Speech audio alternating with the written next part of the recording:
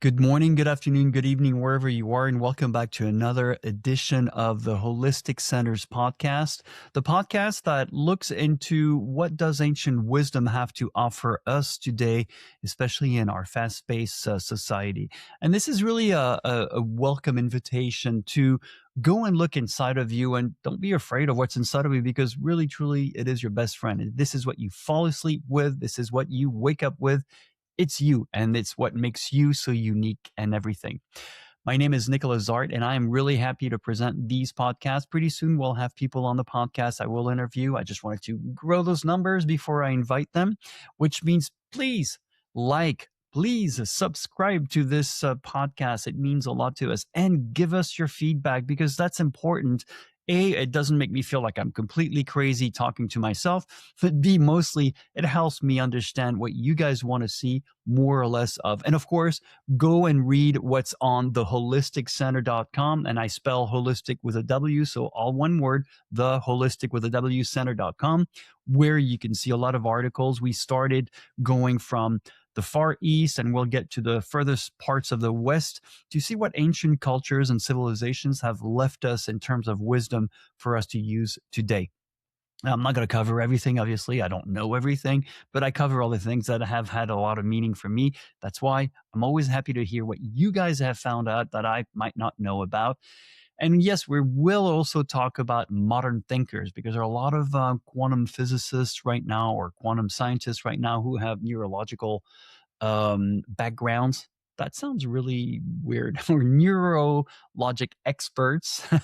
They're both, and their take on everything that's happening right now is pretty much fascinating. But today I want to talk about something that we've been visiting for the last week or so, and this is a bit of an epiphany I've had, which, if you put it into context, my industry right now, my professional industry right now, is stalling. All of the funds are going towards the actual vehicles, but nothing is going on the infrastructure side of things, which means there's a bottleneck, an imbalance of sorts.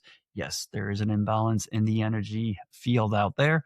And it means I'm taking a step back, which means I'm a little bit more active finally on the Wholistic Center's YouTube channel.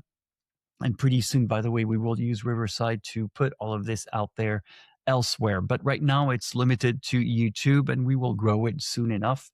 Again, today I want to talk about, well, that epiphany is, as I stepped back from all of this, I started to look at myself, and who the heck is Nicholas anyway? And what is it? What do I do? And I started looking at a lot of the articles I've written up until now. And by the way, all of them have more or less a useful application for today, whether you look at Taoism all the way up to Hermeticism. And Hermeticism, there was a really good simple exercise you can do, is right that moment when you wake up, you're right in between sleep mode and wake mode. Ask yourself that quiet question, okay? And it can be something as wild as, what is awareness? Or anything that you really want to focus on. And so for me, it was really a question of, what am I experiencing right now? What is in front of me that escapes my understanding? And the one thing that it was showing me is that obviously there's a persona. I go on stage all over the world, and I talk to thousands of people, from regulators to, even, believe it or not, Saudi sheikhs and things like that, and people like that all over the world. So there's a persona to that. There's a person who's not scared of being in front of a camera. There's a person who's not scared of being in front of, the biggest experts out there, because I work with a lot of experts. But there's a human being behind that. And that human being really hauls a lot of that work. That human being wakes up in the morning. That human being gets on airplanes all the time. That human being gets thrown around in different time zones. That human being will go to another country that doesn't have the same food it eats. So that human being gets a lot of demand and gets to do it all the time. And that's why, well, joints hurts after a while, especially in my case. If you have done a lot of martial arts and rugby and all these things, well, after a while, those things compound on your body. So the attention was turned to this thing that oftentimes, especially for us esoteric spiritual people, we sometimes kind of push to the side. And that's that human being that we want to actually bring back into the center of our lives.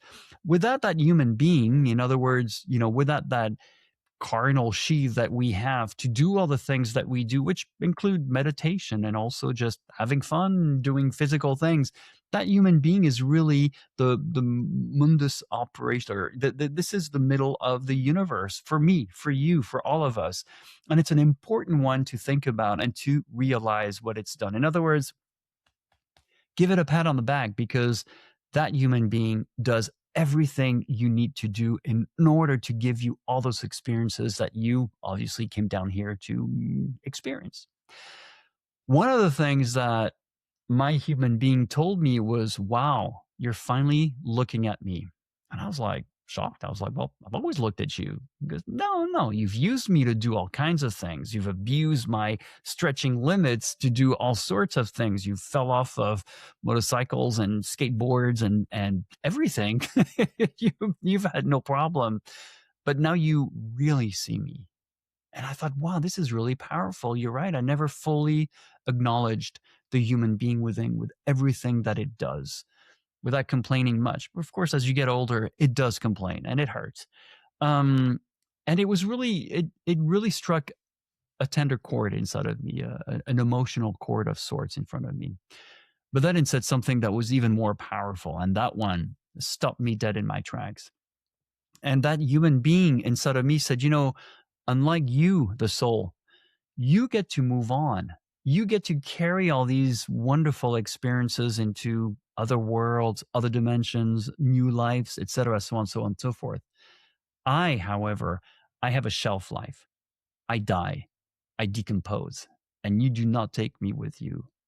And I'm here to help. I'm here to sustain you. You give me food, and I give you this back. But talking to me and being at one with me is very important. So this really was a big awareness moment for me. And I talked a lot with my good friend Shelley Young, who has a wonderful thing called Trinity Esoterics. And she has newsletters every day. I've been reading them for years, and they've been amazing. And she's since then become a very dear friend of mine. And I was talking to her about all that, and we're talking about how very often, we have this, we're spiritual beings having a physical reality, or we're physical beings being dropped in a human body. And I think that is 50% right, but there's another 50%. We're human beings having a spiritual experience also at the same time. So it's not just one or the other, but it's really both together.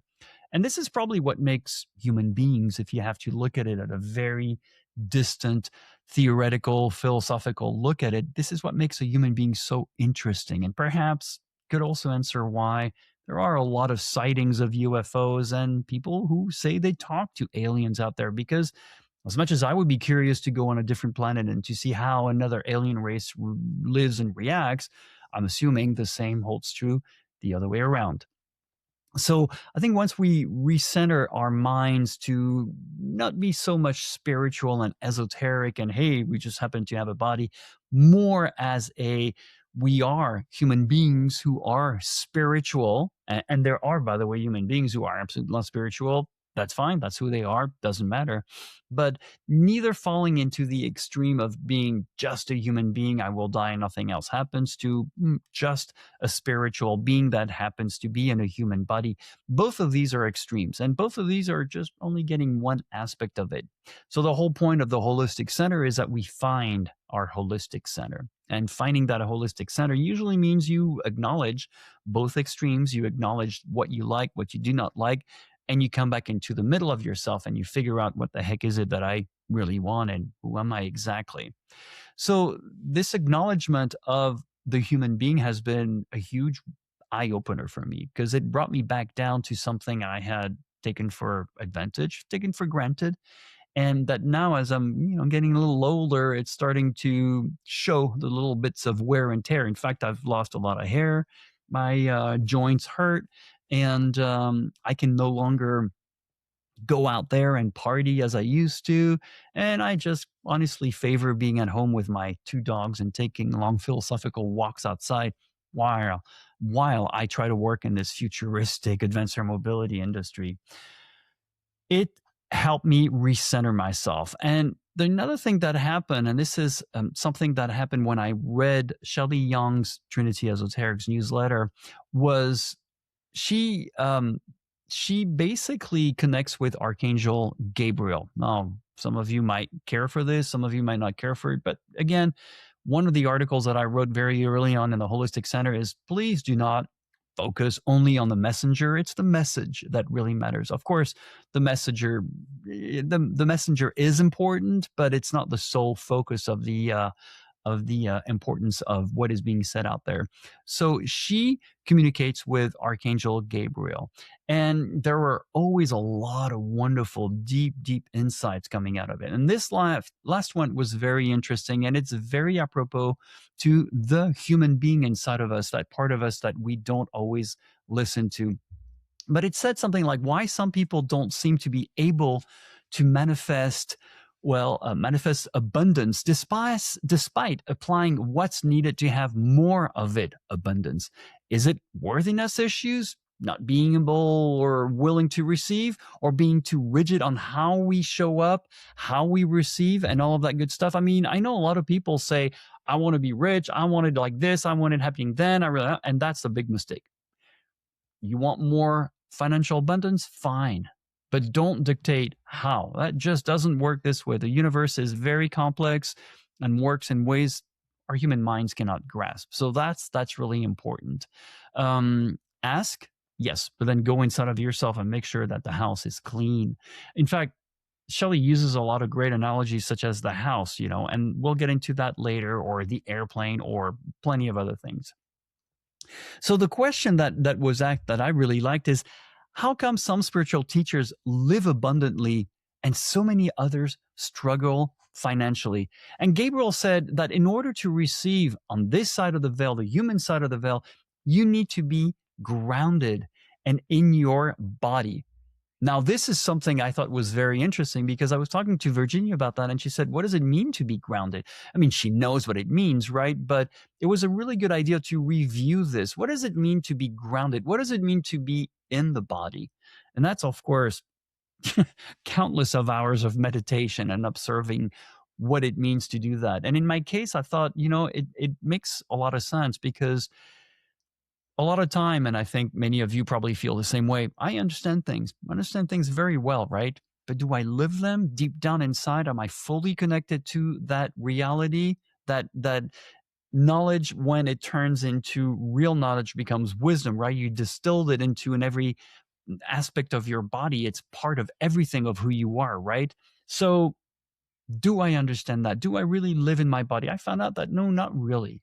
I'm not always aware of how my feet walk. And not that I would be, because if I was aware all the time, I'd probably be cuckoo. but it really helped me feel my body again. It really helped me feel my back, my feet when they walk on the ground, my body as I move through my morning routines and all of that good stuff. And this is where, again, so many of us who are on a spiritual journey, we spend a lot of time up and out of our physical bodies. And this is something that I found is very interesting. For me, it's very easy to meditate and step outside of my body. And in fact, I'm assuming, like most of you, I'm happier just floating around in the ethers and meditating high above everything than I am constantly being here in this body.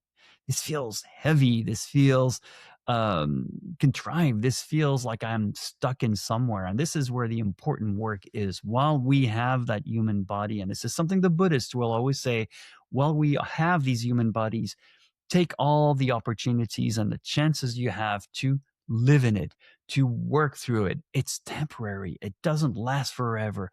You will die. And whether or not it continues is another story. But in the meantime, just like a good old stoic, take the chance to really use it. Take good use of this, because it is pretty amazing what the human body does. Just think about this one thing, by the way. The foot has more muscles than anywhere in terms of density than anywhere in your entire body. Yet, we have no idea. We're not aware of each and every of these muscles when we move our feet.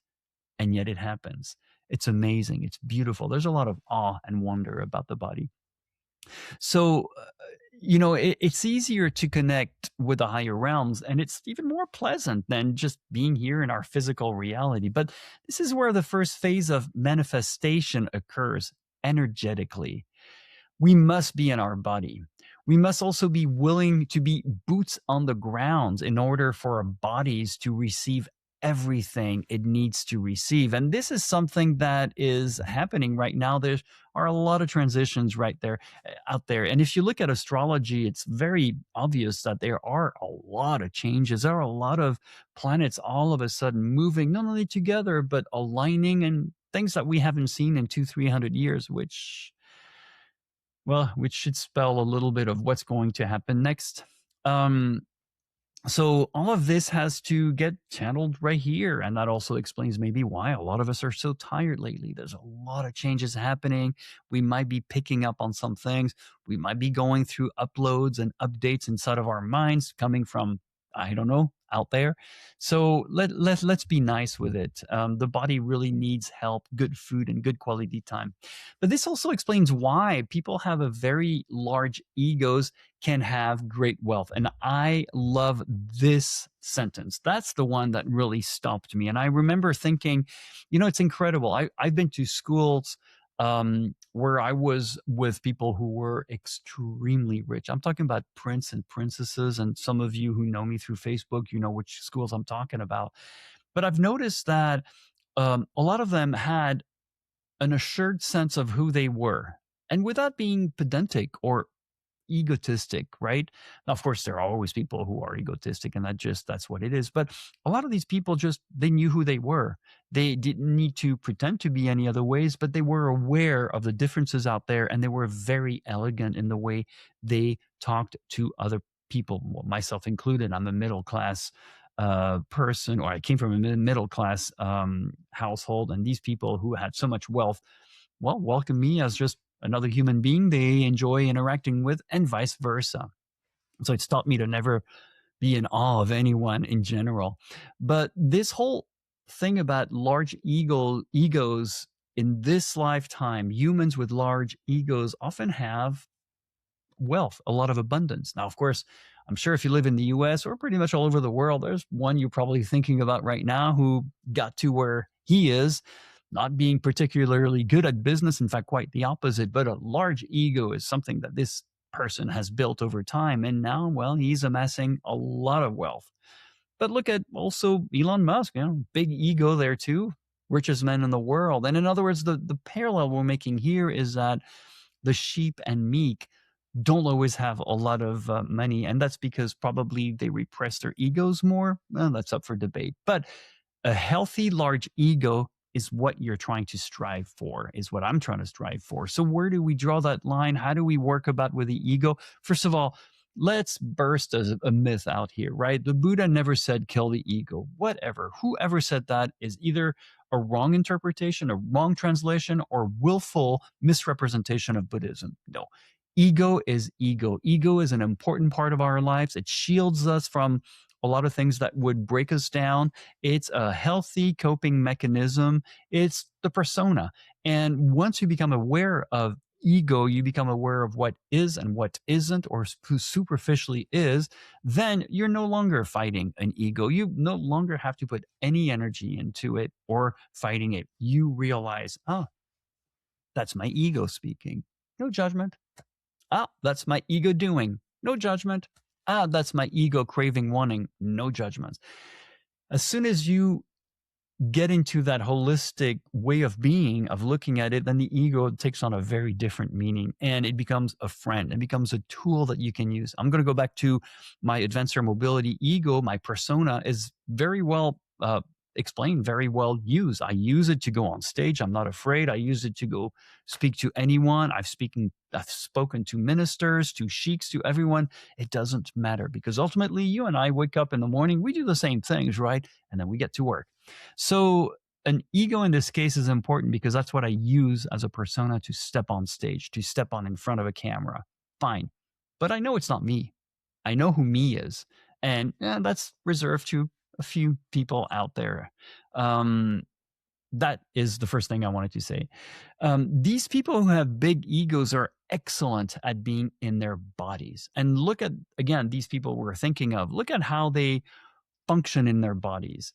It doesn't mean that they are 100% natural or 100% comfortable inside of their body, but they're excellent at being in their body. And this is where you have a chance they do not have, because you have way more awareness. Your awareness of the esoteric, the spiritual, if you now can bring it in at a body level, well, you have that much more that they do not have, because they do not have the same kind of spiritual openness. In fact, most likely they're being whispered and shown things that are just leading them astray. They're being manipulated just like everybody else. So when you have a big ego and you are in your body, manifestation can become much easier to ground. And this is why so many sources have been saying, as we move forward and into this new energies, we call them 5D, the enlightening human being will have more abundance than ever, grounded into the body. We are now and finally focusing on being in the body through the embodiment process. And I know we've heard a lot about that, but that is the shift of focus that will naturally see us more grounded, which will allow more of our dreams and desires to, well, materialize and manifest. And I think the spiritual people who have done well with their abundance are the ones who have not only covered that missing piece that we mentioned above, right? But who also have prioritized their grounding practices, how important it is to prioritize your grounding practices. And here's something very simple you can do. If you don't know what to do yoga. Do be careful, by the way. I do have a really good article on yoga, because traditional yoga has nothing to do with what we have in the West here. In fact, Patanjali, who drafted yoga, only had 4 asanas, 4 positions. And out of 8 passages, only 1 talked about the body posture. Everything else was meditation. So what we have here in the West is the complete opposite of yoga. It's joint stretching, which can be very damaging, as I found out. So be careful with that. But find a yoga student where they talk more about presence, they talk more about meditation. That's yoga. And in fact, the word yoga is a big umbrella. It means a lot of things. So yoga helps you grounds you into your body. Qigong also helps you ground into your body. If you do any kind of Qigong, or even Tai Chi Chuan, oh God, that's wonderful. It helps you ground into your body. Martial arts help you ground into your body. Wing Chun, the Kung Fu version called Wing Chun, is absolutely fantastic. It's closed body stuff. It helps you ground yourself really well. And to ground and being fully in the body is not something that I fully gave full importance to or full attention to, because I prioritized a lot of meditation. And this is the weird thing I still can't understand these days. I've done a lot of martial arts. I love doing my Kung Fu. It was amazing, but I also love doing my Tai Chi Chuan, my Qigong. And both of them I knew were not separate, were holistic, right? They were a whole. And yet, if I have to be really honest with myself, I always thought of the material plane, the material life, kind of poo-pooed it down. Oh, the spiritual life, that's really important. This gets us into a very Gnostic context of Ahriman versus Lucifer. Ahriman is the Gnostic iteration of materialism, and Ahriman is very much alive here in the U.S., where everything is very, material. It's very transactionally oriented. That's why we have so many quarterly profit people out there. And Lucifer is more on the spiritual side of things. And both of these are dragging you in 2 opposite directions. Ahriman right here on the material side, Lucifer right there on the spiritual side, when, the middle is where you need to be. So neither one of them are absolutely right. And obviously, as I look back, I prioritize more the spiritual than the material. But my body required a big shift of energy in the meantime to figure out, hey, that middle ground, that is the sweet spot. Well, we covered a lot of things today. I hope I hope they make sense. But that's why I'm always interested in hearing, what do you have to think about? What do you have to say about that? What do you have to think about it? Have you been talking to the human being inside of you? Have you been realizing how much it's doing? And do you actively work with it? Do you have any kind of grounding practices that are not just practices, but that deliver concrete results, that you can say today you're a much more integrated and grounded person than you've ever been before? We'd love to hear it, because, this is the Holistic Center. It's a place where you can get a lot of that wisdom and information, and we love to share it with all of you out there. We'll be right back again next week with more to talk about. But in the meantime, my name is Nicholas Zart. You're listening to or watching the Holistic Center podcast, where we cover ancient wisdom to see what they have to give us in a modern life. We'll see you a little bit later. Thank you all.